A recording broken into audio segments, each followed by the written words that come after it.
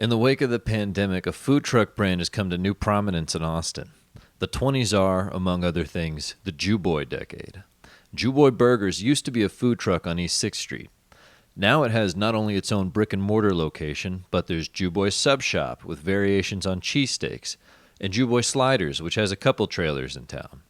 And they just opened JewBoy Cantina at Hole in the Wall with yet another different menu, so clearly they're doing something right. And it is so right. JewBoy is a master of comfort food. Take the Drunk JewBoy, for example. It's a burger on a pretzel bun with bacon and bacon jam smothered in beer cheese. No, this isn't kosher. Yes, it is delicious. Then at JewBoy Subs, there's the pastrami Reuben cheesesteak. I mean, come on.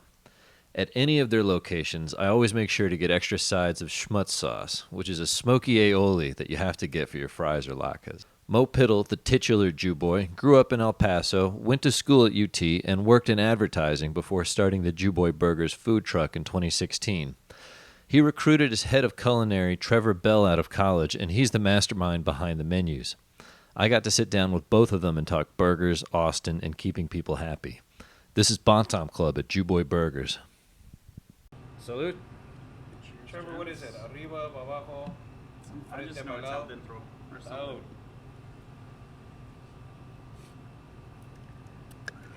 That's pretty good. Very smooth, yeah. This song? All right. He knows how to make tequila. Look at him. Yeah, it is smooth tequila. All right, so this is Bantam Club, episode 6. We're here at JewBoy Burgers, but we're going to talk about all of the JewBoy empire. Here with Mo Pittle, the creator of JewBoy. Nice to meet you. Is that your official? What's your title? Emperor of the JewBoy empire. Somebody said mogul the other day, and it made me laugh Mogul. out loud. I was like, no, Yeah. no. I mean, JewBoy. JewBoy. JewBoy. Everybody in always charge. wants to know. They always want to know, are you the JewBoy? They ask Yeah, everybody. Yeah, of course. They ask Every time. Oh yeah, really? Yeah, And this is by the way Trevor Bell, head of culinary, right? Is that Yeah. your title? Director of culinary operations, whatever. I mean, Yeah, he went to A&M, so they like fancy titles. Oh, okay. Okay. I'm not going Something to hold like that that. against you. Don't worry. yeah. It's been almost 4 years, and not a day goes by where I don't throw some kind of A&M joke because That's they're good. so good, man. Yeah, They're so yeah. easy. They called me a 2%er at A&M because if you grew up in Austin and like UT still, it's kind of a cult there. So Yeah. yeah, Wait, so I'm still a big UT fan. Did you grow up here? Yeah. Okay, you born grew up and here and you went to raised. A&M. Didn't get into UT. Probably Okay. would have gone there. Had a great time at A&M, but never Good. bought into the cultiness. Still Yeah. a big UT fan. So Nice. yeah. Well, excellent. I mean, yeah, there's nothing wrong with that. I call it won't my hold outreach, against you. my outreach program. So him and his brother both A&M. So Okay, cool. Yep. And you went to University of Texas. I went here to UT, yes sir. And you studied advertising. So I was 4 years of pre-med. Okay. Changed Oh, my wow, no mind. kidding. Yeah, I went That's through a the whole long thing. time. I did it all. I was studying for the MCAT. I was in that Kaplan prep course. I remember just thinking to myself, hell no, I don't want to do this. Wow. And so What was it? Did you see something that you didn't, I just that didn't kinda feel squeaked it, out? man. It just, Yeah. I never, It's a big commitment. yeah, it just, Whole lifestyle. basically, so my dad was a doctor. My brother's a doctor. Got a lot of medical connections in my family. I wasn't doing it for the right reasons. You Yeah. know, if you're going into medicine to make money, you're missing the point. And I just felt I was going to get $250,000 in debt, wake up somewhere in my mid-30s and say, this sucks. Yeah.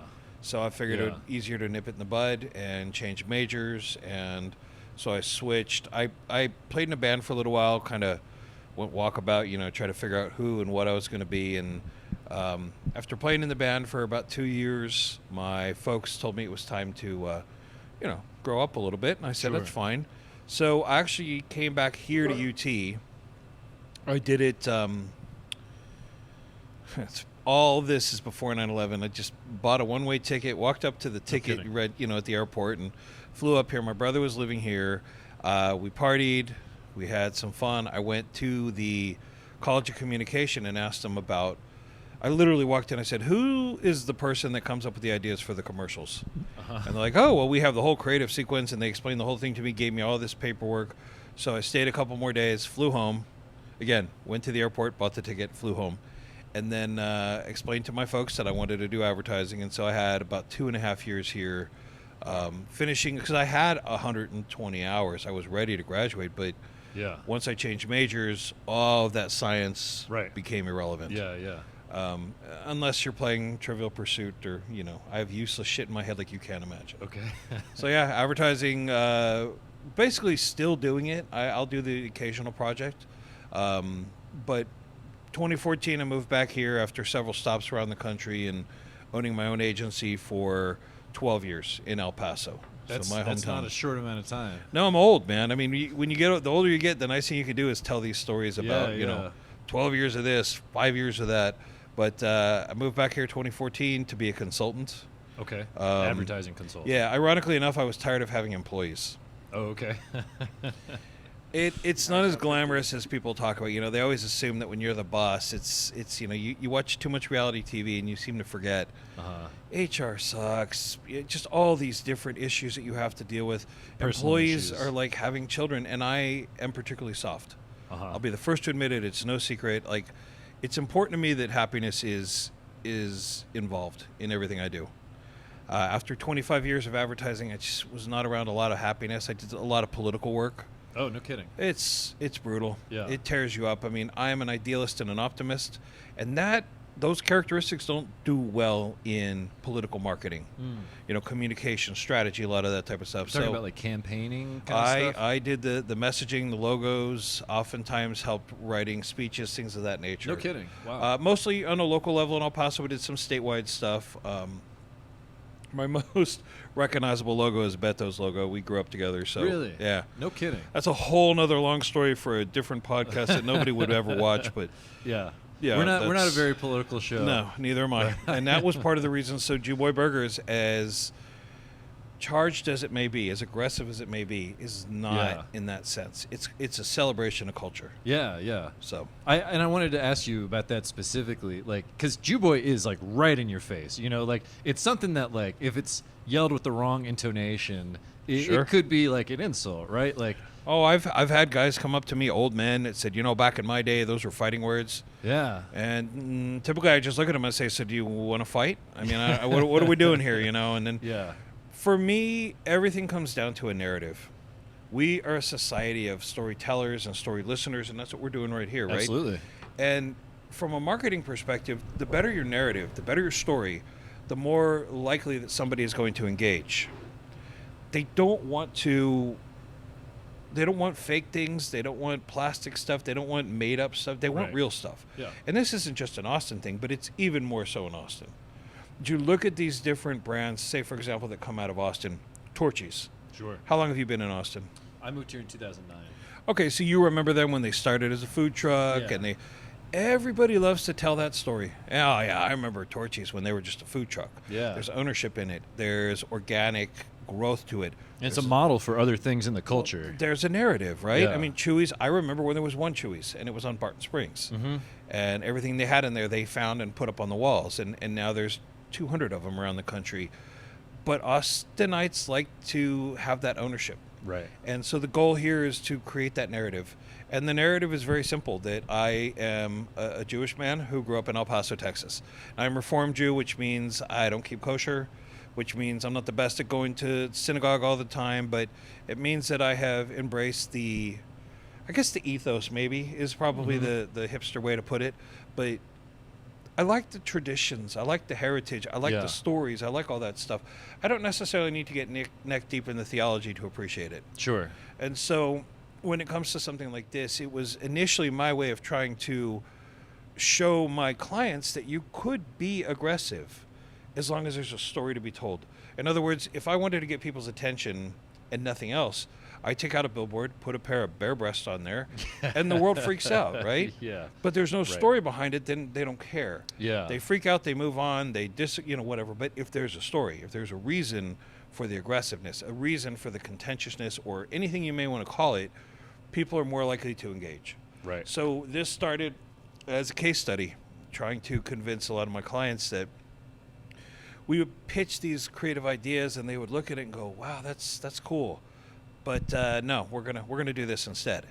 Yeah. Yeah. Well, why even involve me then? Why Yeah. not just do what you wanted to do? Oh well, That's honestly, consulting. Yeah, and I used to call myself the monkey on the box. You know, the old man with the crank thing. You put a quarter in there, and the music comes, and the monkey starts dancing. Yeah. Well, that was me in these meetings. You know, I'm pitching all of this narrative that I'm talking about, and Right. and they're just entertained, but could not connect it to an actual business model. So the idea here is, you know, creating that aggressiveness, but with a narrative, and backing it up or fronting it, depending on how you look at it, with an excellent product. And that's where people like Trevor come in. You know, although I look like I'm a chef, I'm not. I never had the formal training. Not that formal training is the end all, but Not that I do either. no, but it's you know, a lot of these things are passion driven, and I have a passion for eating. I find it tedious to cook the food. I will, Sure. but you know, if I want to, it's just something about. And yes, I cook at home. I make my own food at times, but I'd much rather go somewhere and have it prepared for me and eat it and enjoy it, and then not have to do the dishes. I relate. Yeah, I relate. So- So you were talking about storytelling. So what is the story behind the name JewBoy? I don't know if you've answered this in some other interviews, but for our listeners. Yeah, it's well, there's two ways to look at it. The academic way is what I mentioned. It's a celebration of culture. Right. Growing up on the border, very keyed El in. Paso? El Paso, yep, Okay. the border. Keyed in to the different cultural aspects of it, specifically the term homeboy.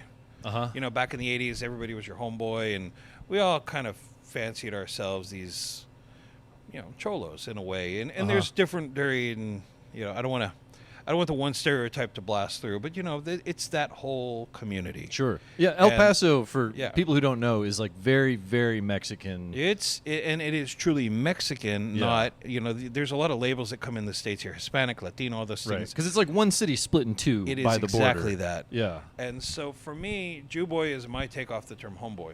You know, it's that fusion concept of the being raised Jewish, but I read an article one time that said our parents don't raise us, our peers do.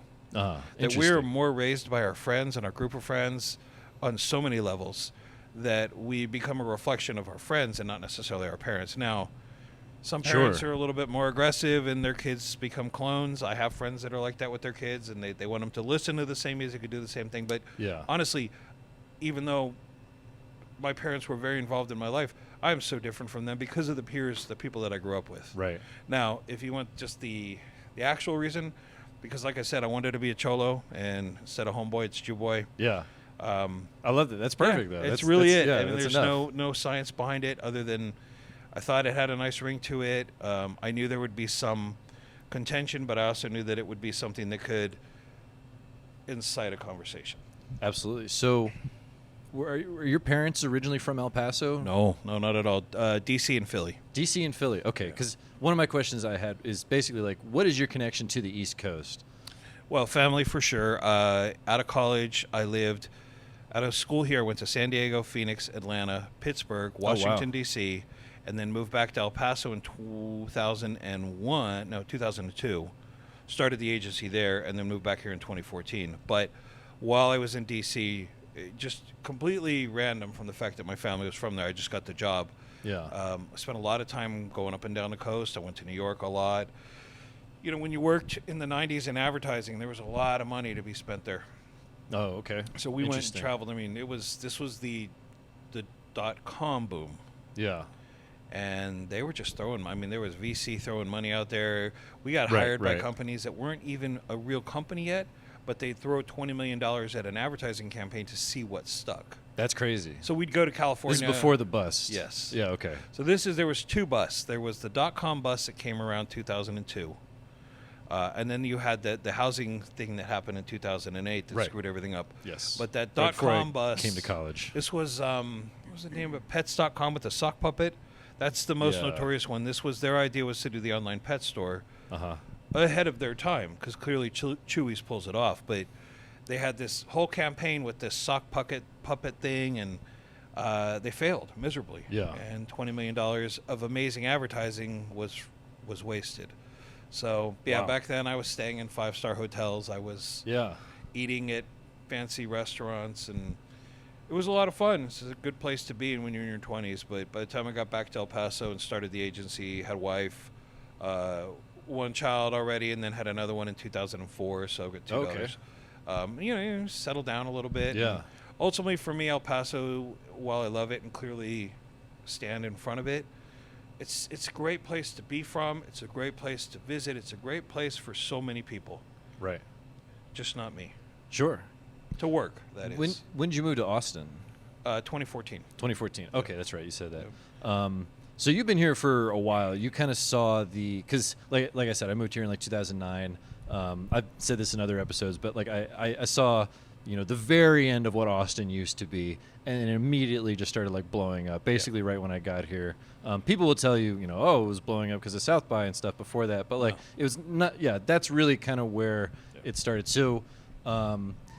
How did you kind of come into Austin at the time? Like, what was your kind of attitude around it? Like, did you come here because you saw it blowing up? Or, like, were you just interested in it because you've just been in Texas? Well, like I said, I wanted to be a consultant. So right. If you introduce yourself as a creative and strategic consultant from El Paso, or do you introduce yourself as a creative strategic consultant from Austin? I see. Yeah, right. It was just a new business thing. It was my wife and I got remarried, and the two of us, she's also a UT alum. We're just looking for a change. Yeah. El Paso, when I was just going to be a consultant, it made more sense to be here. She works in healthcare, so it was pretty easy for her to translate and get a new job and just a change of scenery. And so, and by 2016, I was bored out of my skull. Just doing the consulting. Yeah, so that's when I started the food truck as a case study to be able to keep myself structured, get up in the morning, get out of the house. Have something to care about. Yeah, and interesting. The problem with advertising is, for me, the intangibility. I love handing somebody a sack of burgers. Yeah. There's a real, genuine, visceral reaction on both ends. For me, providing something tangible, for them, that's the best here's part of my your money, day. Yeah. Give me my food. Let me take a bite into it and smile and be happy. Nobody requires a 90-day terms on a cheeseburger. I don't have to chase anybody down to pick up a check. I don't have to negotiate with them. Honestly, and it's crazy, but people will come into an advertising agency and ask what things cost, and the minute you tell them, they say, well, I can only afford half of that. Uh-huh. But here you walk into a Ferrari dealership and say, ooh, I like that car. I'll give you $20,000 for it. It don't work that way. Right. So the nice thing about food, and again, pricing is always a sensitive topic. Yeah. People come in and they go, God, $10 for a cheeseburger. Well, especially in Austin these days, right? Yeah. Like, that's well, a big I'll issue, let I Trevor. think. Trevor will tell you all the details you want to know, but pricing is a constant. It's probably what he does the most of. Is Really? sit there and look at a the lot cost. of costing stuff for sure. So you're looking at like materials that go into like you're trying to recoup your expenses. We use something called Extra Chef, and it'll tell us which items are going up because there's hundreds of items Right. on there. It's hard to look at that weekly and be like, oh. And you need some kind of index because of went up. inflation and stuff. Yeah, right? I wish it was just inflation. One thing you learn from these different purveyors is there's always something going on. There's always something like, oh, it was a bad crop. The potato crop was bad, so your fries are going up $2 a pound or whatever it is. Or But they never go down. Sure. And that's true too. It's definitely been a weird thing. We jumped into it in 2020 during COVID, so that definitely threw a wrench in all the supply chains. Yeah. But like Mo said, a lot of it, once they brought it up, a lot of it didn't come down. Do you find that you have to adjust your prices often because of that? We try not to, but we have to. Part of it's looking for different vendors too, and like it's not something you want to do. You don't want to threaten a vendor that you like to switch to someone else that has a better price. But at the end of the day, it's you have business, a relationship with them, and we have had to do that. See, we're the bottom of this process. So there's farmers, there's processing, there's all these things, there's middlemen, there's shipping, there's everything. But at the end of this entire process comes the restaurant, the consumer facing, and let's get right into it. With a name like JewBoy, I have to be very cautious of the stereotypes that are out there, and I've said this a trillion times. Oh, interesting. I am not. I know that I'm tempting anti-Semitism. I'm not going to bait it. I'm going to be very conscious of these things and why they exist, and make sure that we avoid putting, stepping into that. And so I'm telling you, this guy is on it every single day. Okay. And when we do finally have to raise prices, we try to do it as rarely and as small as we can to Yeah, avoid that. right. The original JewBoy burger from the truck was $8.50. Okay. And today the JewBoy is $10, and that's 8 years later. Okay. So, I mean, when I tell you Yeah, that that's we've not pegged tried to really inflation. hard, yeah. You know, there's things you could do, like with French fries, instead of giving them 10 ounces, you give them 8. And most people don't feel it or sense it, and they seem to do better when they finish their plate rather than leave food on the table. But then at the same time, I don't want them to burn through the... Where did I go one time? Maybe it was like Shake Shack or one of these places where I got tater tots, and there was maybe like 11 of them in there. I mean, you know. And the interesting thing was I went back the next time, and sure enough, 11 tater tots. So, you know, corporate America has the capacity to be really careful about that. Now, Trevor will tell you, when I go back in the kitchen, if something looks light or cheap, throw a couple more tater tots on there. Fatten it up. And this is his hell, is me going back there saying, give them more food. Give them that for free. Do this, do that, and the other. So there's a balance that has to be found there. But fortunately for us, Austin really understands. Yeah. And I'm going to give credit to the California transplants, who everybody likes to give a hard time to. But wow.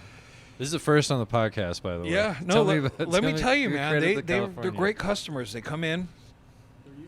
They're used to it. They, they never come in and go, "Whoa, $10 for a cheeseburger." What does that come with, man? You're putting gold leaf on the cheeseburger. I mean, I'm not kidding. I've heard all this stuff. Oh, I believe it. I totally believe it. Yeah. And they don't mind waiting in line because they're used to it. So, you know, on the weekends when we develop a line, we're not. Yeah. Our kitchen is incredibly efficient. Yeah. The owner is not. That would be me. Okay. So things are a little slow around here. I want to talk to customers. Our front of house staff, the person working at the register, is instructed to find out, how's your day going? Uh-huh.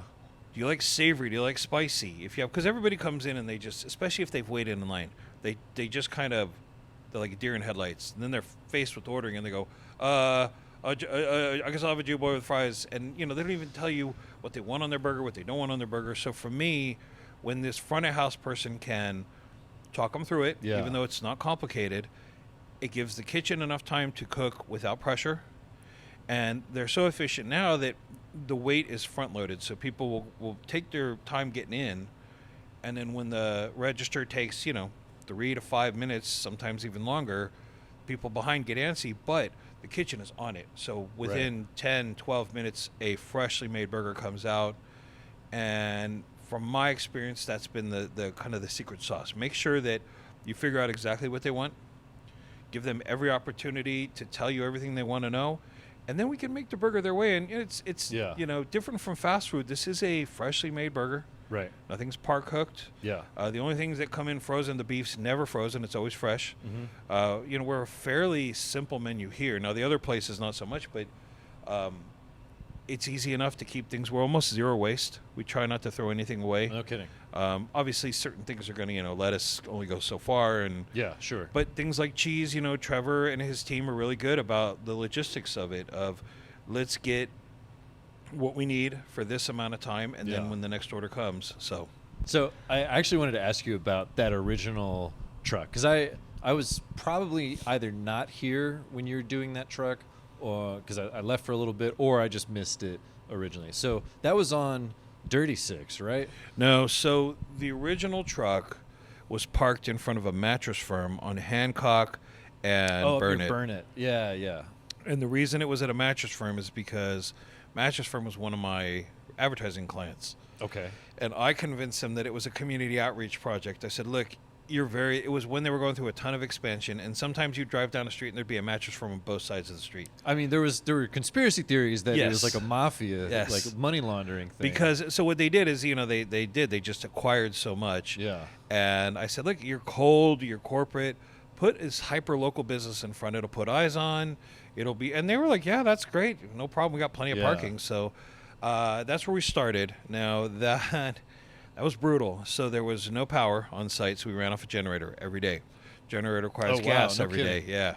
So you can't run it 24/7. So what I had to do is I'd pick up the product from the commissary. So all food trucks required to have a commissary. Pick up the food in the morning. Yeah. Take it to the truck. Turn the generator on. Get the coolers to temp. Transfer the food from the Yeti coolers we had into the actual coolers. Then I would leave and go to the store and pick up whatever I needed that wasn't that we didn't have enough of, run lunch shift from 11 to 2. At 2 o'clock, we would shut down. I would leave the generator on, make sure it had plenty of gas, go back to the store, whatever store it may be. Sometimes I had to get propane. Sometimes you had to get, everything was coming from different places. Bring it back, restock, do dinner from 5 to 8. At 8 o'clock, shut down, unload the food, put it in my truck, take it back to the commissary, Jeez. and then go home. Those were the easy days. Yeah. The hard days were the days that I had to actually take the truck and then take it to the commissary where I would dump the gray water, which is spent water, fill up the fresh water, and then same type of thing. I had to go in through there. I had to dump my grease, had to do all this stuff. Well, the only commissary I could find was in Cedar Park. That's far. They were the only ones that would call me back. This truck didn't really top out more than 40, 45 miles an hour, and it was terrifying to drive. Yeah. So from Burnett, I'd have to go to Cedar Park and then back and then get in my car and go home. So I did that for about 4 months, and honestly, I was so beat. What year was this? This is 2016. We 2016, started okay. October 2016. By February, I got approached by somebody to go on 6th Street. And I said, okay. He had a park, and they had power there. So when This you plug February in, 2016 or 2017? this is 2017 now. Okay. So about 4 months later, 4 or 5 months, and I went in there. We did about a month and a half, and we definitely did well, but I wasn't really ready for that yet. We were running late nights. I wasn't ready to let the business alone. I couldn't stay there till 2, 3 in the morning. Because I was still doing advertising as a way to pay my bills. Yeah, right. So I hired new people, and it was too much too fast. So I'm sorry, where on 6th Street were you? East. East. 6th and Comal. It's still there, right? The park? Comal? There's a little park there. It's still there, yeah. Yeah. It's kind of tucked in there now, but before there was not much down there. Now you got buildings It's by on every side. Cisco's, I think. Yeah. Oh, okay. So you were on East. Okay, I Yeah. got you. Okay, yeah, that's pretty close to where I live, actually. So I did that for a little less than 2 months. Oh, and you're like then Rolling Smoke, where Rolling Smoke Yeah, used to be across just from like down the Hotel street. Yeah, Vegas. exactly. Okay, That gotcha. whole little area in there. Yeah. So what I ended up doing is I left there and brought it back to Burnett. And there's a trailer park there, a food trailer park called 5000 Burnett. And when they saw my truck back, they asked if I wanted to join their park. Okay. So much easier. Yeah, I'm sure. They have plugs. They're all set up. You plug in, you can bring stuff to it. Now, technically, a food truck, because it does not have an address, you cannot receive deliveries there. Yeah. And the problem with Huh. deliveries, and Trevor will tell you this, they're supposed to show up at this time, but then they show up at that time, and You give them a window. they give you a window. It's like a 3-hour Right. window. Yeah, But it's yeah. hard if you're just a food truck. Right. So I was still having to go to Restaurant Depot, having to go to all these different places. Chaos. Yeah. But you HEB. learn it. Yeah, HEB a lot. They know me on a first name basis Really? at HEB still, and it's been 5 years since we did. And it, not 4 like years. there's not like a special HEB for food trucks and restaurants. You just go into HEB like everybody Well, else. depending on your volume, I only needed a head or two of lettuce a day. Uh-huh. So it made more sense to buy a fresh head of lettuce, Sure. cut it up, serve it, and then not have to throw anything away, even though it was only $2. Yeah. Beef would come from different places. I went to local butchers. Their price was high. There's a place called Restaurant Depot. I could get my Angus 80/20. Back then it was about $2 a pound. What is it now, Trevor? From them, that beef is probably closer to 3, I would say. So it's not that bad. Yeah, I mean, $3. the stuff we use is Yeah, what, I mean, 4 but we something? get a more premium product than Yeah. them. Okay. But yeah. So I, tried to increase the product, but Yeah. So, anyways, so did that until 2020. Pandemic hits. Everybody closes except for food trucks. Food trucks were outside. It was seemed safe. Yeah. I mean, restaurants, all of them closed for 2 weeks. People Yeah, don't remember. It was right. everything was shut. And to get into the grocery Sure. store, you had to wait in line and Stop stand spread. 6 feet away from each other. Yeah. So for me to get product became really hard because they only let so many people in at a time. So it was Oh, brutal, yeah. but we were open and everybody else was closed. So this location, You taking like pickup orders? yeah, that's when online ordering really became a real thing. Yeah. Okay. Before then, it had been a bit of a novelty. Huh. But the pandemic, I mean, sometimes what's the phrase? Necessity is the mother of all invention. Right. Yeah. I mean, online ordering really came into its own then. Some of the delivery services figured it out better than others. Yeah. I've never been a big fan of them, Sure. not because they're bad people, but the numbers don't work out. And the burgers they don't travel well. Like subs, sliders, and now we're doing Pizza. Mexican food, pizza, Chinese food, they all travel well. a fresh burger that's not engineered to travel, meaning fast food, is going to be bad. It's going to be soggy. It's not going to Fries have that never fresh. travel well either. No, we struggle with those too. Tater tots are better, but still. So this space was essentially abandoned. The tenants just realized, man, we can't do this. This space right here. Yeah. Okay. And so I got a call from a friend of mine who actually held the lease on it. He was subleasing it. He said, hey, I got a space. It's ready to go. No kidding. And I said, well, no, I don't think so. Who opens a business during the pandemic? And I came in here. It was July of 2020, and it was probably about 112. So hot. And I had worked lunch, and sweat through. Everything sweat through. And I went here. He gave me a key. I unlocked it. First thing I did is turn on the air conditioning, and I sat right over there. The air conditioning blows right on you. I passed out, man. I slept here for about 2.5 hours. I was so tired, and it was so hot, and that air conditioning blowing on me. So I woke up and had to haul ass to get back to the truck to do dinner, but I called him. I'm like, yeah, I'll take it. So he helped me get started. He's, a well-known restaurateur, and he owns bars. And so and my first official hire for the restaurant was this guy. Okay, nice. Yeah. So I had... Awesome. So you're employee number one. For the restaurant. Pretty much, for the restaurant. Okay. Yeah. Nice. So you started during the pandemic, and I imagine, these are all like to-go orders or delivery orders, right? At the first day. So, the first day, we're getting these online orders, and we don't know what the hell we're doing. We don't know how to throttle it. We don't know. And we opened at 5. And you'd had hype because you had the food truck already. We had been around for, at that point, 3.5 years, 4 years, and we had been named Austin Monthly's best of. Like, in their best of, they called us the best burger in Austin. That's in 2020. Wow. And we've been, since then, I think it's all 4 years we've been here, we've been their best burger. Okay. Now, the first one There's a lot of competition for that, by the way. A ton of it, and so many good burgers here. Yeah. But, so that combined with a couple of influencers that had showed up earlier in the year. And then, again, there weren't a whole lot of options for people. So, I'm sorry to interrupt, but like, what part of the year? Because, it was very, like, if you were in March, that would have been crazy. September, No. right? When this is happening was April, maybe? Okay, so that's March? still pretty early into the pandemic. No, I'm telling you, this is like right after people it all are shut like, down. am I going to die? Freaking out, yes. Yeah. And before the mask, it was the gloves, right? Everybody was afraid it was a tactile thing. So the first day that I turned on the online ordering, we opened at 5, and ding, ding, ding, ding, ding, ding, ding, ding. Like 10 orders came in right away. Now, again, we don't have a big kitchen. I don't have a staff. It's me and one dude. So I'm like, oh, okay, all right. So we start cooking them. Well, nobody had anything to do. Everybody's stuck at home. So they all showed up about 15 minutes early because they, and I look out from there, and they're all the same way. They're standing on their phones, 6 feet away from each other. So I'm looking out the truck. It's like a scene from a bad sci-fi movie. And right. Looking down, and and nobody's talking to each other, and they're making sure to keep their distance from each other. And I'm like, I looked out there and I go, you guys are freaking me out. Walk around or something, man. Y'all standing here. So we got the burgers out, and then we learned how to throttle the orders. But then they did. I'd call it the name, and I'd be like, hey, man, order for Jeff. I would walk up, grab it, walk away, thank you, and they would leave. Yeah.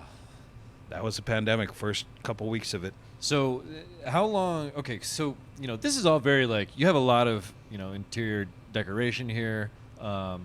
I guess 2 questions about that. 1, do you choose what goes on the wall here? And 2, how long was it before, between you opening and there actually being a place for, because I imagine you weren't having a lot of people coming inside to. No, we had, what did we have, 4 tables in here? There was 1, weird 2, 3, guidelines 4, 5, on 6. capacity you could have. There's legal guidelines from the government at the time. We had a few tables, and they were all spaced. The covered patio was nice back there because there's screens, so we could utilize that. But this patio was here, the one facing airport, and we added this one over here. Okay. Because we knew that, we needed the outside seating. Yeah, so, unfortunately for us, when the weather gets bad, the restaurant's cut in third. You're talking about when it gets hot. Yeah. Yeah. Hot, wet, Rainy. anything. It's perfect All we have now, is this. but Yeah, right now it's only on Saturday, quarter of the every year. seat was taken. Yeah. But when it gets cold or when it gets wet or gets hot, everybody wants to be inside. Sure, yeah. I think they're over it for the most part. We still see a few people come in with masks, a few people that aren't real comfortable coming into the building, but I think we're starting to see that distance from it. Obviously we're very careful with the employees and whatnot. But yeah, no, it was wild, man. People would come in, and we had to put the things on the ground where they could stand and all that stuff. And Yeah, right. but fortunately for us, again, there's another cliche that comes to my mind. I mean, I guess it's the Mark Twain cliche that a true pioneer takes a lot of arrows in the ass.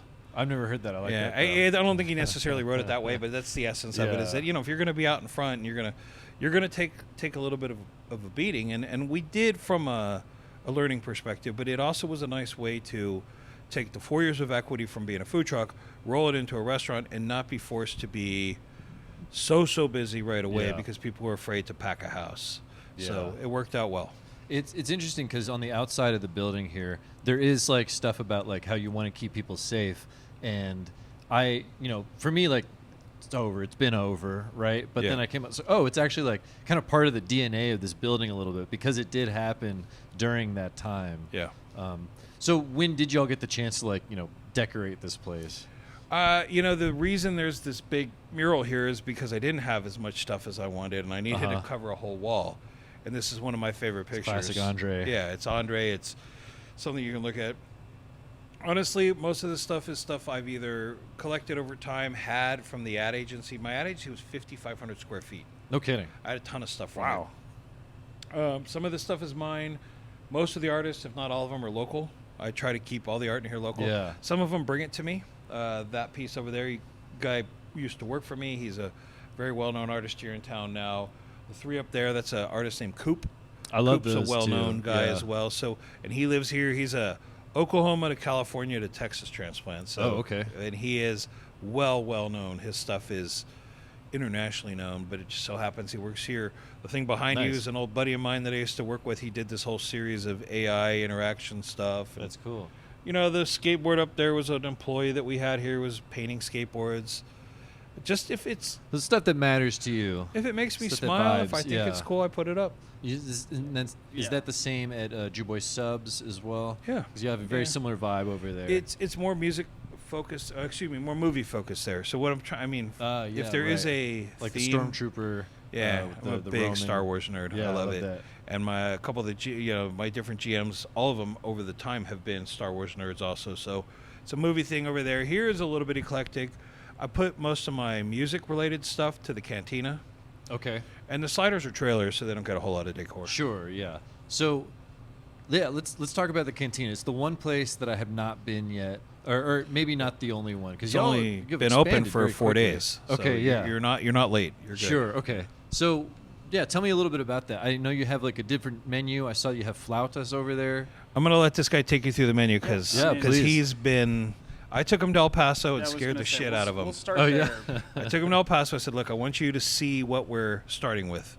Okay. And I want you to taste it, understand it, and then make it ours. Make it an Austin product. So I'll let him take you through that menu. Can I ask one question before we start, though? Yeah. I have a friend from El Paso, and she wanted me to ask, Chico's Tacos, do you have a standard order over there? No, we're doing the flautas. There's a place called El Cometa, which is more of the true Mexican way of serving them. So Chico's tacos are actually, believe it or not, soft tacos. So they roll and fry them. Yeah. They put them in a boat, cover them in a tomato broth, and then they put processed cheese over it and let that cheese just melt down because the broth is really hot. Okay. It makes the tacos soggy on purpose. Like I said, they're soft tacos. Interesting. It's a late night thing. It's there's a lot of nostalgia to it, and the last time I ate there, it was delicious. Some people look at it and go green in the face. It's not for them. It's a very localized thing. Yeah. Our flautas, and Trevor will go into more detail. We got a smoker. We're smoking our own brisket. It's a smoked brisket flautas, things like that. And they're a little fatter, a little more meat in there. Yeah. They're going to be covered with lettuce, Mexican crema. You can always get guacamole, queso, all those type of things. Austinites are everything about dipping. They just want to dip everything into something. Yeah. So he'll tell you the rest of the menu. So I'm sorry, I gave him I gave him the starting point and I said, now let's run with it. Yeah. Mo took me to El Paso. It's kind of a hard thing to explain El Paso style food to someone who's not from there, including me.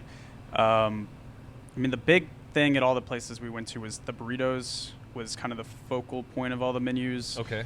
But they're not the burritos you envision from like California or Chipotle or Cabo Bob's. They're not.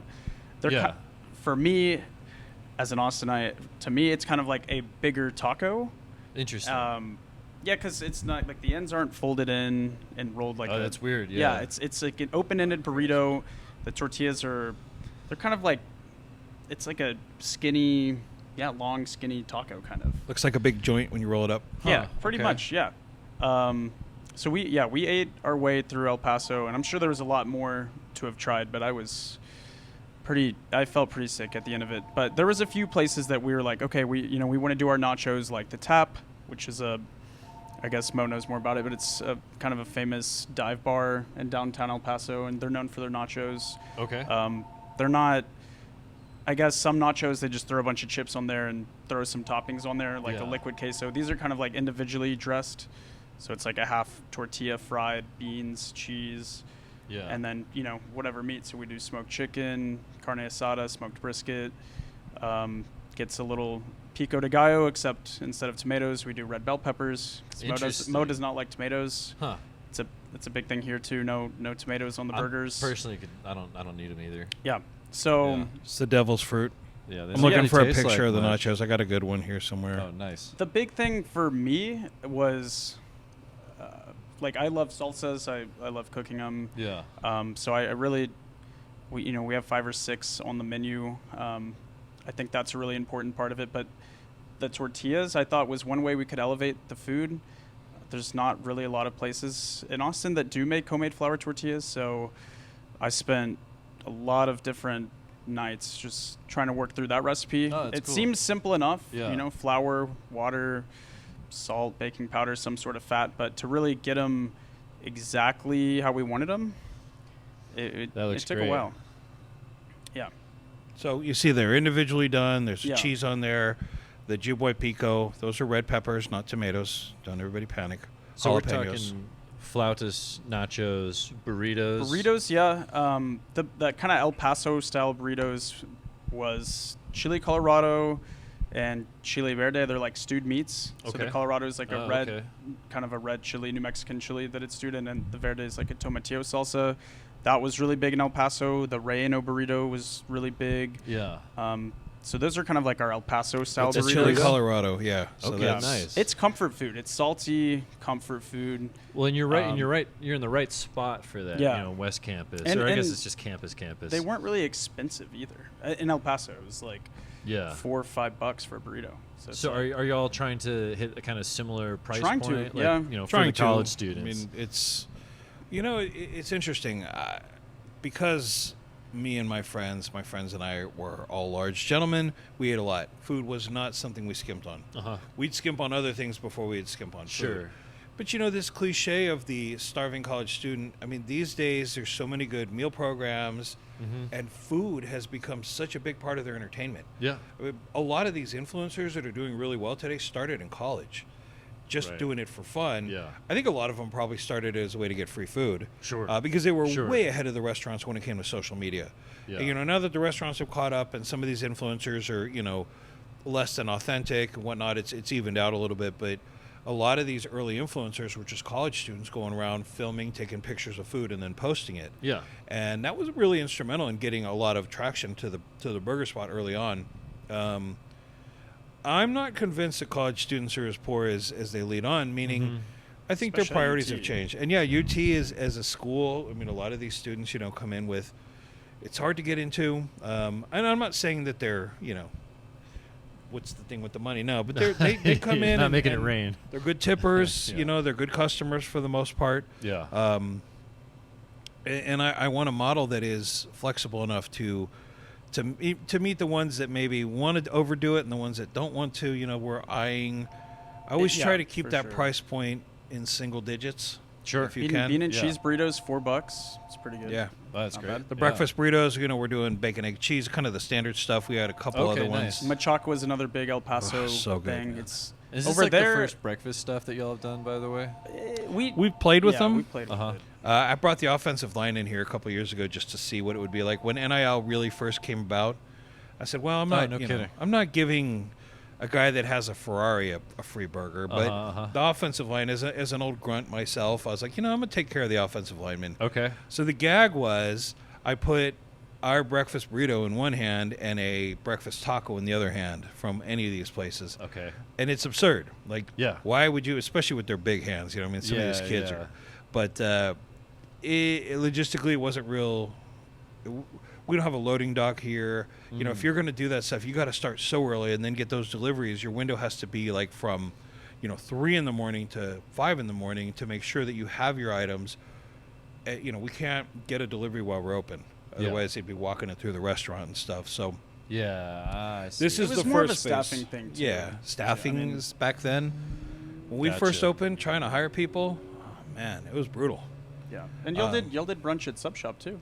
For a while at the Sub Shop, we did brunch. Really? We found that it just didn't gain a lot of traction, and people came in there early and ordered Philly cheesesteaks. Like at 10 o'clock, they'd be there and say, "Oh, I want a Philly instead." Yeah, but we have all these brunch items. I'm like, yeah.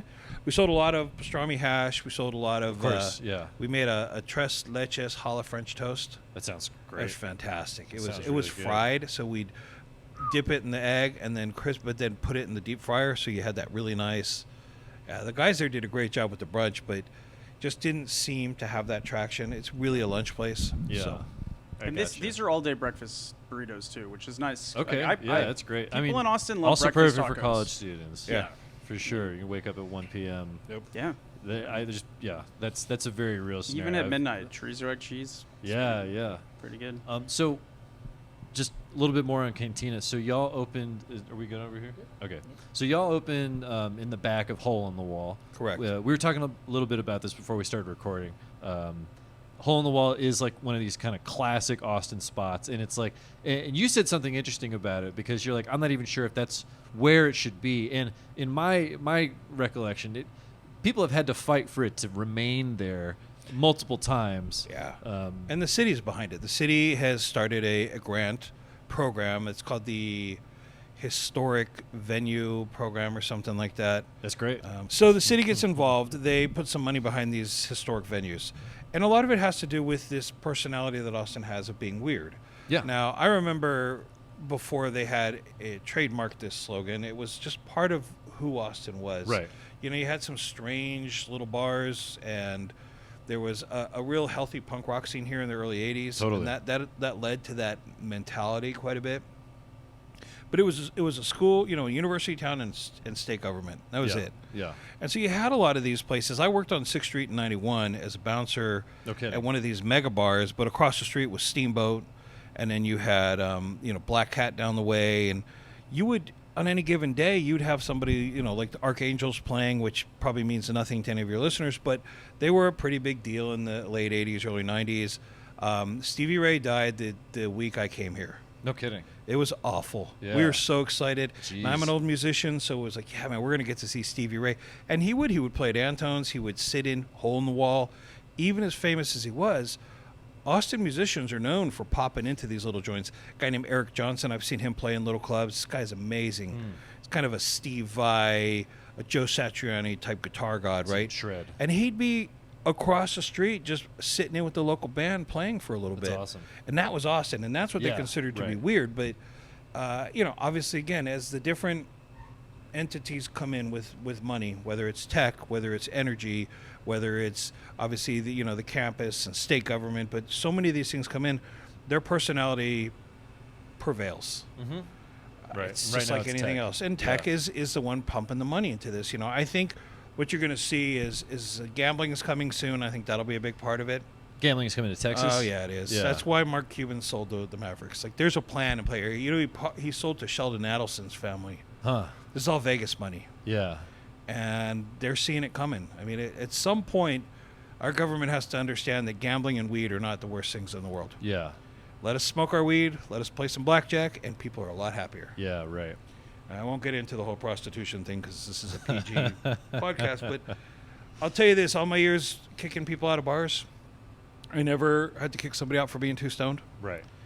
And I never kicked somebody out who was with a girl and having a good time. Yeah. Except for when they had too good of a time. And there was more than once where the manager came to me and said, there's a couple having sex in the back, kick them out. I'm like, wow. Oh, God.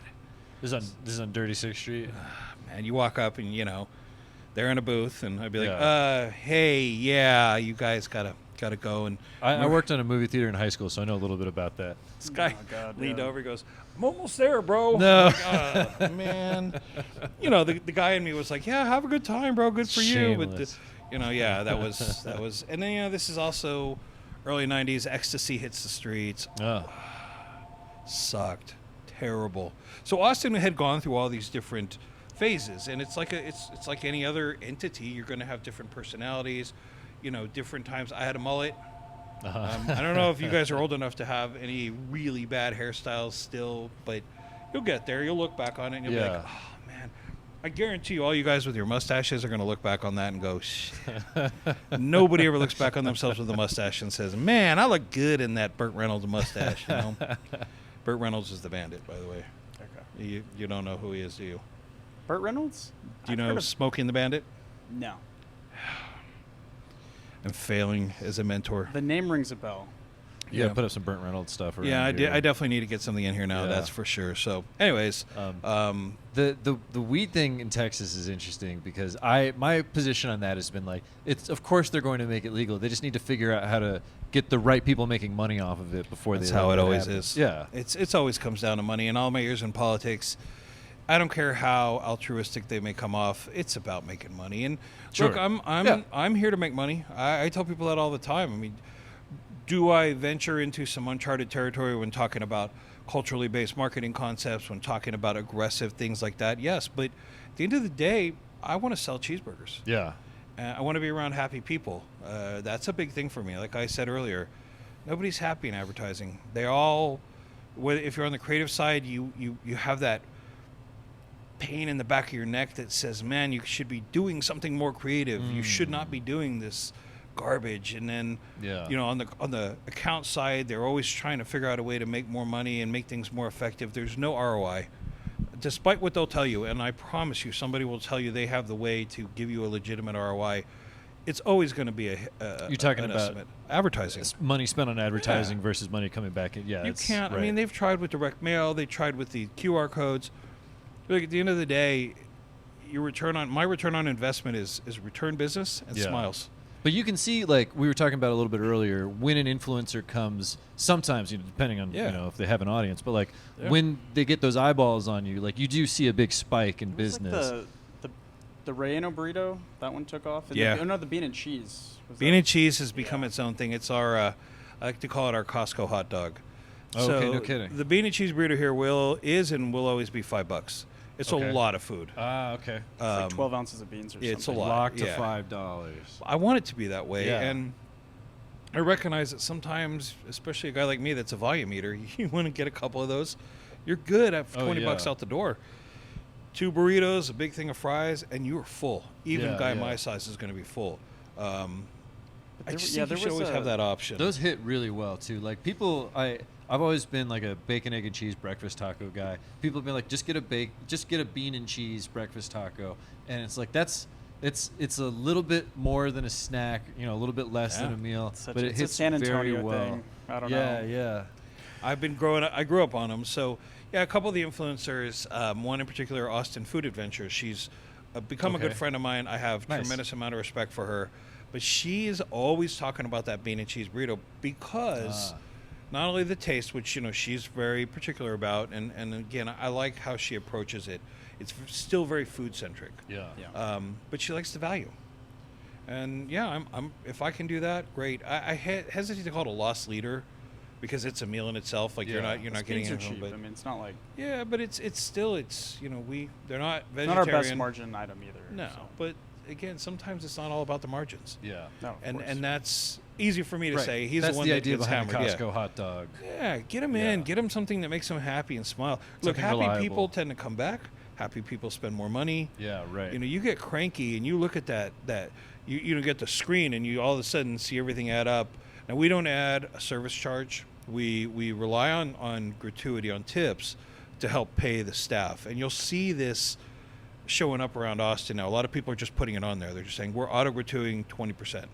Huh, Or there's a interesting. service fee for X amount, and they'll say it's service for, fees often different. They want you to tip on top of that as They well. want you to, Yeah, but most that is people true. won't. But like I said, remember the baggage that comes with being called JewBoy. I don't want any hidden fees. Interesting. I don't want Yeah. anyone thinking I'm trying to sneak anything past them. We're very transparent. I don't have any secrets. I have one secret. Our house sauce, we call it schmutz. It's a smoky aioli. I love it. Yeah, I can't tell you how much I won't love tell that you schmutz what's in sauce. there, man. So, not that there's anything bad. It's just that's our one secret. I've tried to get close at home, but it's yeah. The irony is how simple it is. There's a Reddit thread that they talk about it, and they're Oh, trying really? to figure out what's in it. And I stay away from Reddit, but I've got a few guys here that are all about it. And Yeah. I can't handle the. They won't let me post this podcast, by the way. No, like I said, I get it, and it works. Look, I bought an old car, and I found a thread that had a bunch of advice for where to find parts for this thing. All right, Yeah, that's yeah, cool. it's useful. It's also like what Google brings you to nowadays, right? Does. I don't. Everything's a Reddit result. YouTube, Reddit. I mean, but I don't tolerate anger. I don't tolerate. That type of stuff's got no place here. It's Sure. got no place in my life. Yeah. I don't handle it well, and I don't want it. So I'm pretty serious about it, and the guys will tell you, like, no, you don't come in here with a bad attitude.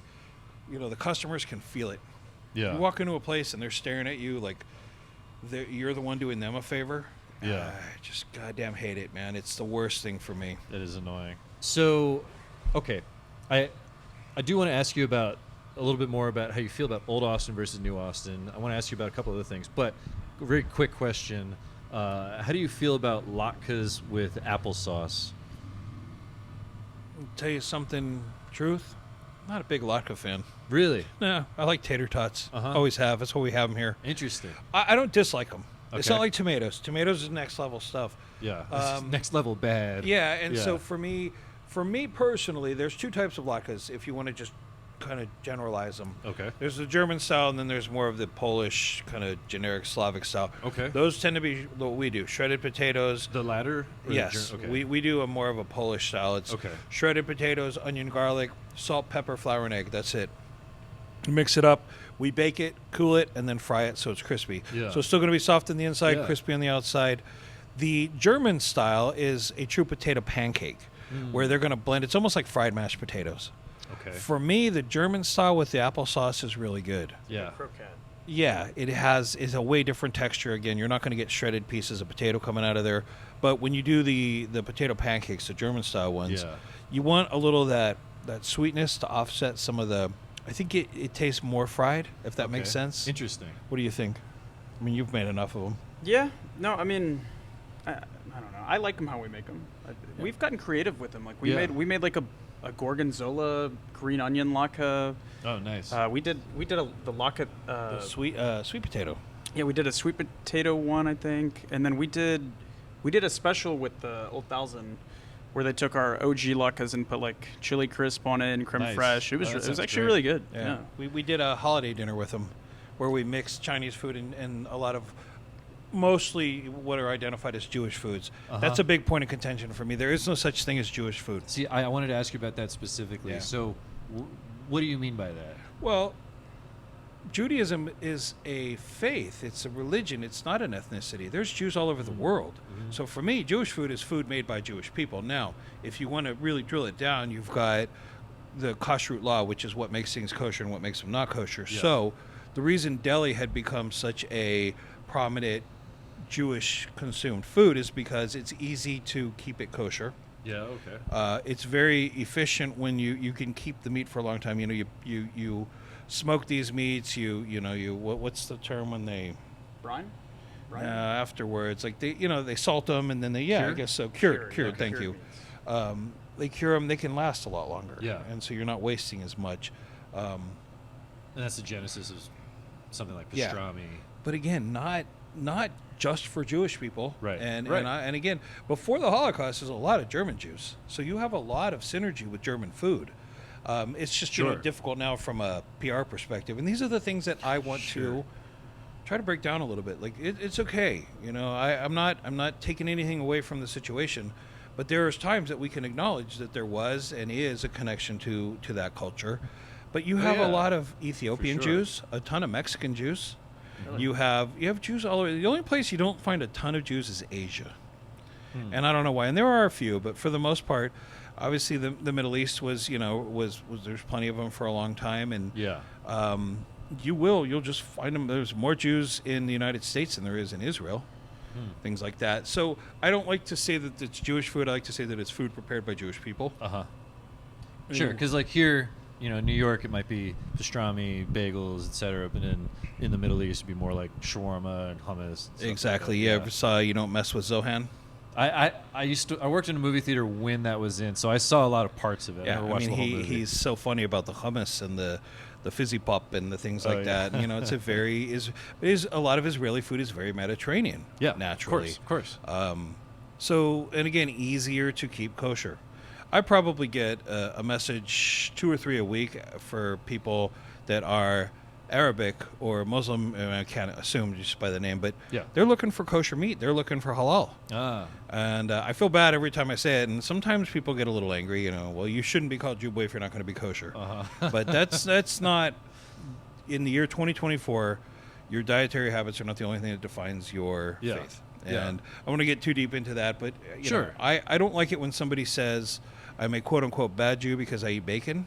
I mean, there's a lot of things that people are missing if that's their definition of a quote unquote good Jew, right? I mean, it's no different than being a good Christian. Everybody has their elements of it. I like to think that faith is something that keeps us kind of like when you're bowling, faith are those rails that come up that keeps you from going in the gutter. That when you get that close, you should have something in your life that has given you some type of ability to correct course and kind of keep going. But it's not, you got to do your business between the lanes, right? And I tell this to my kids too. I mean, that's how I believe people need to operate. But, again, I sell cheeseburgers. I'm not a politician. I don't have a degree in philosophy. I just think that I try to avoid anything that is toxic. I worked so many years in politics, and it's brutal. It's just so much vitriol, so much unhappiness. Right. I don't want it. Sorry, I'm just going through my. It's all good. We've covered a lot of the stuff. Actually, how long have we been recording? Over an hour. It's been over an hour now? Jesus. Okay. Yeah, have fun cutting this up. Sorry. All right. Well, then let's move to our last segment. I realize we want to finish about 8. We got a basketball game to watch tonight. Yes. Wow. We've covered a lot of stuff. So, yeah, we'll move on. Fair enough. So what I like to do for this segment, if you're okay with it, is take another tequila shot. All right. It's the questions out of a hat segment. We're gonna ask you a bunch of kind of random things. Actually, before we do that, I did have one question I had to ask, which is, so you've described some of these burgers or food in general as like food smothered in other food, right? And you have, I mean, it's a crazy amount of stuff between all of y'all's different restaurants. Like your pastrami cheesesteaks, one of my favorite things at the sub shop. Thank you. How high are y'all when you come up with some of this stuff? You don't really. I don't really like weed personally. Okay. I'll have a beer, because you're tuned right into the stoner frequency. It's just understanding the market. I mean, you don't have to. Yeah. There was a guy that came into the sub shop one time, and he was clearly baked, and I happened to be on the register, and he stood in front of the menu, and he was looking at it, and I could see his eyes going, and he's up and down. And I was like, "Hey, man, you got any questions? You need any help to the menu?" And he just goes, still looking. It felt like a long time. It was probably maybe like 60 seconds or something. But it was much dead longer air. for him too. Dead air, man. Yeah. And he goes, looks at me and goes, "Whoever wrote this menu smokes a lot of weed." Yeah. Just like that. And I was like, well, yeah, on occasion. I'm your typical middle-aged user. I'm the guy that takes the gummy when he gets home to just unwind. I'm not, Sure. It's not a party thing for me. Although I did get pretty high and went to see Iron Maiden. That was outstanding. Oh, I had seen metal shows all my years when I was a little bit more active. A really good show too. Oh, dude, for 70-something-year-old guys, these guys killed it. But typically when you'd go to shows when I was younger, you'd get drunk and you'd just bounce off people and, metal and stuff. But for this, I was like, I think I'm going to get a little high for this one. I got my wife with me. She could drive and everything. And it was great. It's like a whole theatrical production they put on, right? Like Eddie comes up and, Nico McBrain is one of the greatest heavy metal drummers. I play drums, so nice. I'm that guy that sits there and watches the drummer. The rest of the concert's going on, and I'm like locked in on him. But I will lost in say it. this, Tony. So one of our kitchen managers does smoke a lot of weed. We're pretty. Let me put it to you this way: liberal we're not going to do drug testing in my company. Okay. all Hey, right? fair That's enough. something we're never Yeah. going to do. Our chef in the back here, Tony, is. Although the dude's up at 5 a.m. going to the gym, but he's, they all got the little things they suck on, and who knows what's in there. Oh, he rolls it up back there. I Does smell he? it. All right. And I I'll didn't be know we like, had much of Tony, that. I can smell that, man. And he's like hiding in a corner. Cade at the sub shop? Yeah. Holy They shit. call him Pepe Le Pew. I mean, Smells so bad. he hotboxes himself every day. I was like, dude, he can. Reeks. Well, they got in trouble long for as you smoking function, outside. though. Yeah, no, listen. That's one of the first things. I had a kid come work for me. So when I opened the truck, I had a buddy's son who needed a job, but he could only work part-time. And what I would do is I had a lunch cook and a dinner cook. And then I changed it to a Monday, Tuesday, Wednesday, and Thursday, Friday, Saturday. And the Monday guy, we did prep. We were closed Sunday, Monday. But the second guy that I hired came from, he's a line cook, friend of a friend. And I said, well, this is what I'm thinking of doing here. So what do you think? And sorry, closed today. He goes, well, I got one question for you. And he leans and goes, does this company drug test? I said, are you talking about weed? And he goes, yeah. And I go, Mostly. no, man. I mean, look, you do what you got to do to make yourself productive. Now, if you come in and you're so high you can't work, Yeah. then no, Right. you can't smoke. But if it's what you do to be you and be friendly and be nice and be happy, like I said, there's a central theme here. I cannot handle the anger anymore. I Yeah, don't want it yeah. in my life. You Only know, good vibes at JewBoy. yeah, guys my age have heart attacks. I Sure. get too angry, I'm liable to kick over. Yeah. And then you'll Who have needs to that? convert to Judaism. Somebody Somebody's got to has be to, yeah. Jewish. Otherwise, they come in like, "Are you Jewish?" Well, yeah, man. I mean, Look, there's a long story here. it's like, well, so Mo got angry one day, and then he went face down in his, tater tots. So no, I think it's important that people do what they need to do to find that.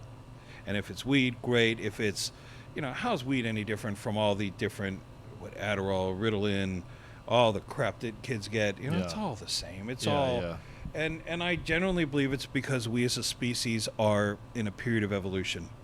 I don't think there's any animal in nature that was designed to sit in a box, stare at a computer, and spit acronyms at somebody. Right. Yeah. When we sit in Yeah. that meeting and say, well, let's look at Q2 and why the CRM underperformed and what we can do to boost that ROI. That's my everyday. Yeah, see, for me, I just don't think it's natural. Now, it is what it is. It's what we've created. It's where we live.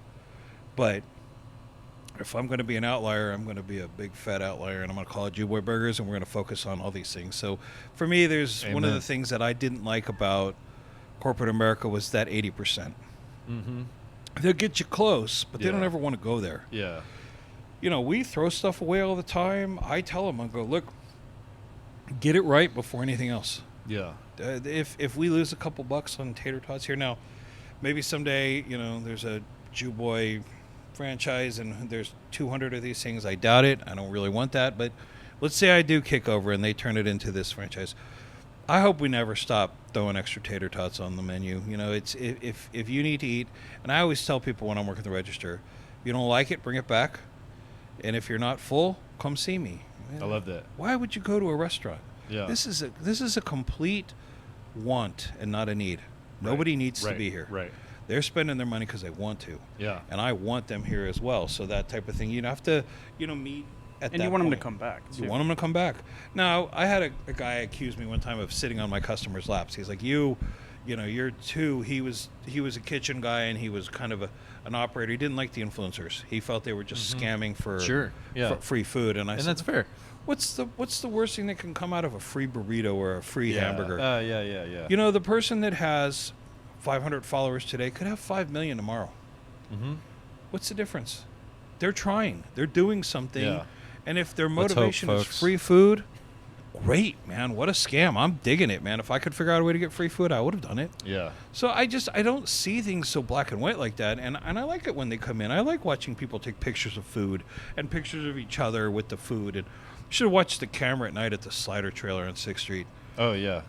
People are so I walk drunk by and there they're all having the such a time. good I time. see Yeah, that. they're Yeah. feeding each other and they're taking pictures and stuff. And why would you not want to do something like that? Now remember, I was pre-med for 4 years. I really thought I would go into some type of research medicine and things like that. Yeah. And yeah, just not for me. Clearly.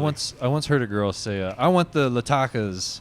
You know, just trying to say latkes. Yeah. Just at a certain point, A little too. you get nonverbal. Yeah. All right. Well, let's take these shots and do this this do it. next segment. Yeah.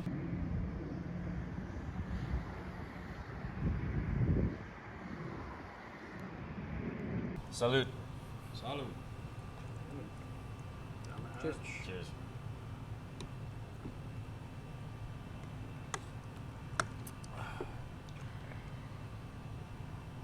Once again, I'll give Mr. Cody credit. It is good tequila. All right. So we'll go through this pretty quickly. I know you got to get out of here. I do really appreciate it. You know, this I could talk to you for a while about a lot of this stuff. I But wanted Trevor here because he's the guy doing the hard work. Now I'm the guy that just tells him what to do. And well, this get is it why we figured had to out. have you both on. Yes. Yeah. So thank you both for being here. So now I'm going to ask you a bunch of questions that have almost nothing to do with what we were just talking about. Fair enough. And we'll just go through them pretty quickly. What's the biggest animal you think you could take in hand-to-hand combat? You go first, Aggie. Biggest animal I could take? Mountain lion. Mountain lion? Yeah, you feel confident about I that? could do that. Hand to hand. Hand to hand. You got to keep those fangs. I and don't know, maybe everything like in a your face. kangaroo or something. But I've seen some of those videos too. I'm gonna Okay. go with like a baby black bear. Not the baby big black grizzlies, bear. but some of the middle-sized bears. Okay. I think I might be able to catch them off guard. I also think I could probably take on a medium-sized shark because I'm better in the water than I am on land. I would not say that about myself, but I'm I a like human that answer. hippopotamus. I'll be in the pool tonight. You can ask anybody; they'll tell you. I talk about it all the time. Get me out of here. Get me that gummy. Get me in the pool, and then I'll eat dinner, and then I'll watch Star Wars, and everything is fine. And it is amazing that I'm lovely. still married. Yeah. It's a good All right. reset. What's the most disgusting food that's still good? Tomato. Oh wait, no, it's still good. Still good. Yeah. Too fast on that one. American cheese is pretty gross, and I think it's pretty tasty. I don't know if that's That's a gross enough. controversial opinion for a burger place, by the way. Yeah, we use cheddar. I love it. Hey, That is true. a lot of people say it has to be American cheese. I don't really feel. I like American cheese, but loyalty at the to it. slider spots we have American cheese. Yeah. It's better on theirs. I'm gonna go with Totino's pizza rolls. Okay, yeah, there you go. That's a good They're one. so I like disgusting, that. and I Yeah, love them. Yeah, I will eat a whole bag of those things. that's a great answer. How about yourself? Oh man, disgusting food. Guilty pleasure, maybe an acquired taste. I don't The know. original McDonald's hamburger. Oh yeah. Oh, you know what it is? It's you love this place. Wiener Schnitzel. Wiener Wiener Schnitzel. Schnitzel. Wiener Schnitzel. Yeah, that's not a bad. Fantastic. Yeah. All right, what is Austin missing? Oh, you're from here. You tell me. I think Austin has an identity crisis. I think. Mm-hmm. I think Austin. You're not the first guest to say that. No, I'm sure. It wants to be what it used to be, but what did it used to be? I don't even think a lot of people who say that really know, to be honest. Hmm. I want to say we alady talked about this. Legalize weed. Yeah, I Gambling. think that's That's a good that's one. overdue for Austin, Yeah, Texas. let's- I I mean, mean, enough yeah. people do it anyways. Yeah. Is pickleball lame? I've never played. I know people that love it. I think it's lame when kids play it. If you're an old person, I'm okay with that. But when I see kids playing pickleball, you lazy little farts, get out there and run, man. Yeah, it is not a. It's not as. Do you feel the No. same way? It's kind of a fad. It's kind of like Uh-huh. what spike ball was, except it's taken on more Spike ball, I don't remember traction. spike ball. You don't remember that one? That one was No. big. Okay. I don't know. It seems cool. All right. Cowboys or Saints? Browns. Browns. I'm a big Okay. Cowboys fan. So Yeah, he it is. makes sense. It's Texas. yeah. There are a lot of Saints fans here. I'm one of them. If you're stoned in HEB, what do you grab? Totino's pizza rolls. I kind of thought that was going to be the answer there. And you're not a smoker. No, not really. Okay. What's your hangover cure? Big Coca-Cola. That I swear that somebody else has said that. That's a Texas answer. To me, that is very Texas. It'll fix you up, man. You Yeah. get yourself. I mean, truthfully, it's a bunch of Gatorade, some aspirin, but if you're really going to get over it, you take one of these, maybe a plate of enchiladas. be Really all right. greasy Perfect. Tex-Mex. Yeah. Oh, yeah. Breakfast tacos, Diet Coke. Yeah. Breakfast that. tacos do it for me. Bloody Mary. Yeah, and more being alcohol underwater. always does yeah, it it's a a good little. summer. Yeah. We see that around here. People come in off the lake, or the next day they come in and they have that look on their face. Oh yeah. Honestly, it's one of the reasons I stopped drinking. It's because I don't like being hungover. It's what I like about weed. No hangover. Very fair. Yeah. Very fair. Do you like Steely Dan? You know, I'm a big yacht rock guy. Uh-huh. I wasn't always. When I came here the other day, they had the Yacht Rock was Series on. XM, Yeah. and I was like, "This is right up my alley." But You know, because I'm a yacht rock guy, I'm gonna say yes. it's a very reluctant yes, though. It sounds. Yeah, like. because I did my background is punk rock, metal, and I've just finally become comfortable enough with myself to say I really like Christopher Cross, man. That dude shreds. You know, give me some 10cc, give me some Player, give me some Firefall. You know, you are the woman that I've. It's a killer. Hall and Oates. Ooh, Starbuck with the xylophone solo. When's the last time we had a pop song that had a xylophone solo in there, man? I have to look that up. What song is that? It's called the band is called Starbuck, and it's Moonlight is the name of the song. I'm gonna listen to that on the way It's home. rad. Yeah. Okay. Do you like Steely Dan? I don't know who He that doesn't is. know who it is. Oh, I just stayed quiet I'm there. sad now. You watching any good TV lately? I'm watching the Three Body Solution, and whatever her name is, her name in the movie is Augie Sanchez. Oh. I grew up on the border. I got a weakness for Latinas, man. Let me tell you. Okay. Yeah. It's good. It's interesting. It's good source material. I'm gonna watch it with one of my friends. I like the book. I read the book. I watched Reacher. years ago. Reacher was fun. Reacher You know, was it's good. light. What else have I been watching lately? Then from Reacher, since I went through it, I went to Jack Ryan with what's his name, the Guy from The Office guy, Jim. Krasinski. Yeah. Yeah. It's a little campy, but you know, Yeah. it So works. is Reacher. So is Reacher. What about you? I liked the remake of Mr. and Mrs. Smith. Oh, okay. It's really yeah, good. I heard good That's things so about generational that. right there. That answer Yeah. perfectly Well, defines. Curb Your Enthusiasm right Yeah, now. he the just ended final last night. season, Yeah, whatever. We'll it's see. over. But that's such an easy watch before bed. I love yeah, Curb. I love I'm Curb a too. huge Curb Larry fan. David is. I would love him to come here. He's be hilarious. great. I met him in L.A. one time. Oh, yeah? Random. Yeah, I was at a Lakers game actually. No kidding. And it was the Lakers game that they filmed. It was the end of the season. It was Lakers Where he tripped Timberwolves. Shaq. And Oh. the Timberwolves That one. were terrible, and Lakers were at their prime. And we saw him waiting. This is before the show was big, and it was one of the guys I was with, my art director partner. He says, "That's Larry David." And he ran over to him right away, and he goes, "Mr. David, I'm a big fan." And he was kind of taken by surprise because Yeah, nobody sure. recognized him. And he just shook his hand, but he was waiting for his cues. Like, they shoot this Oh, stuff live. Yeah, wow. it was pretty wild. So That's cool. Yeah. No kidding. LA's cool like that. Yeah. What the fuck is umami? You know what it is. Is it paste or something? Umami? Umami is like it's a it flavor. green? Umami is like a description. What of tastes like flavors. umami? I'd say like mushrooms, bonito flakes. If you ever chicken bouillon, like MSG is umami, but it's hard to describe That's MSG. what I so say it's when I'm like, hooking up with it's not with a Latin salty, lady. but Ooh, it's umami. like similar to salty. Okay. Yeah, I don't. If you have really good Chinese food and you can't really tell why it's really good, It's like umami. that. Like, yeah, it's Umami. umami. Okay. Umami. Sorry, I'm gonna grab a different one. We're almost done here. Good. Do you think Tony Soprano got whacked? Yes. You think so? Yes, You 100%. feel strongly about that? I watched that whole series from the beginning to the end. I was Yeah. and without a doubt. I just finished it again, like the other night, and I feel much more strongly about. I think, but David Chase, I saw he did say, "I never said Tony was whacked," and so it is. It's up for interpretation, Genius. but I think it is. Yeah. Genius. Yeah. What do you think is necessary for romantic love? We keep coming back to weed, don't we? No, I'm just kidding. Romantic love. You just got married. You go. Yeah, I don't know. Oh, Should be congratulations. Yeah, Yeah. thank you. Last May. I don't know. You got to spruce it up. You get caught in the same routine, especially when you live with someone. Mm-hmm. Dates are good. Vacations, switching it up. I don't know. Some good Keep it lingerie. fresh. Yeah, keep it fresh. I don't know. Okay. Romantic love. You've been there a few times. Yeah, once or twice. I think creativity, unexpectedness. Now I don't.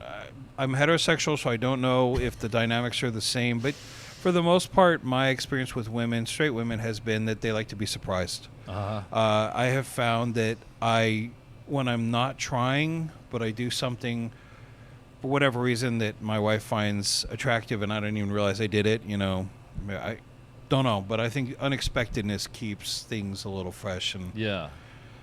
That's the longer you're together. I've been remarried now for about 17 years. So you come from an advertising background, so you have the creative. I mean, you probably a creative person before you're an advertising person, honestly. So he's got a new car. You every do 6 come up months, with so. stuff. You have to come up with stuff, right? So like, what's the last thing you came up with to stay romantically fresh? So this is not the last thing I did, but Okay. my wife is very. We're the yin yang couple. Okay. She's very different from me. She's very corporate. She's very focused. She's very structured. Does not like spontaneity. Does not like surprises. Oh wow. She likes to be in control, but in a very passive, beta type of way. So on the surface, I get to be the alpha, but truthfully, she's the one running She the wears show. the pants. We were early on in our relationship. I had a spontaneity preparedness kit sent to her office from a courier. So I made this. I had my designers. This is back in the agency. We printed on it, and when she opened it up, it had the flight plans. It had all these things that we were going to do. It had an itinerary, and I said, "Now this will be 2 days from now. So in 2 days from now, prepare to be spontaneous." Okay. That worked out pretty well. That was a good trip. I liked that That's one. good. You kind of like boxing around the spontaneity. You're letting it know it's coming, I said, but listen, I know you don't like manage it, spontaneity. but I'm still going to do it, and so you got 2 days to be prepared to be spontaneous, and I'm gonna pick you up from work, and we're gonna go to the airport and head off. And I had her mom pack her bag for her, like all that stuff. So that one worked out pretty well. What about when you put the reminder on? Oh yeah, that didn't go so well. So same wife. Not real fun. Not real fond of technology. Okay. Still has an iPhone with a button on it. Won't get rid of it because she wants the button. Yeah, Okay, she no kidding. hates that, and she was really reluctant to get into the iPhone to begin with. She got a job as a chief marketing officer at a hospital, and the CEO is a friend of mine, and so she was in the C-suite, and she gets the CEO finally says to her, "You need to get a smartphone because we're doing all this stuff on it." So she gets her iPhone, and she's like, "You need to help me set it up." So I set up all the alerts and all the settings. Well, I used to send her calendar requests for sex periodically, and it pop up so you could read the whole thing. Sex with Mo at this time and this date, and she'd get so pissed off. She goes, "That's not funny." So I'm telling this story to her boss, my friend, and she's like, "Oh my God, you have to tell me the next time you do that." So you know how we all are. We have our phone out in the meeting, and it's sitting right next to her, and she's like, I get a text, "She's sitting right next to me. You have to do it now." So bing, sex with Mo. I would fill in all the categories. I'd be like, mildly enthusiastic. You don't have to use my name more than once or twice. I'd do all this stuff in there. She didn't see the humor in it at all, but it was pretty good, man. But see, I don't think I got laid that night. In fact, I'm pretty sure I didn't. So Wrong type of spontaneity. that's maybe not the secret to romantic love. Yeah. well, I think Sometimes you got to improvise. You don't know where it's going to You go. have to put the effort in. Yeah. And this is where most couples struggle. Is one or the other doesn't put the effort in, and it gets exhausting. Let's be honest. I mean, it's not the easiest thing to do, and every couple goes through ups and downs. I've got an ex-wife, and I have 2 daughters, so I have to be very conscious of the things I say. But I think at the end of the day, I've said this to many people. This guy asked me this the other day. He goes, "What's the secret to being happily married?" I said, "Find a spouse who's smarter than you, and tell her that every day. She'll be all right." All right, we'll end with that. Thank you so much, Mo and Travis. Yeah. I really appreciate y'all being on. This is Bon Tom Club. I'm your host, Will Hubble. I didn't say that earlier, but it doesn't really matter. Thanks for watching. The graphic underneath. Yeah, I'll just put, yeah. All right, thank y'all. Thanks for watching or listening to this episode of Bon Tom Club. I hope you enjoyed it. You can expect more of these every other Sunday. If you did like it, please like this video and subscribe on YouTube. You can also follow us on social media. You can follow us on Instagram, TikTok, and YouTube at Bon Tom Club. That's BONTEMPS Club. Thank you.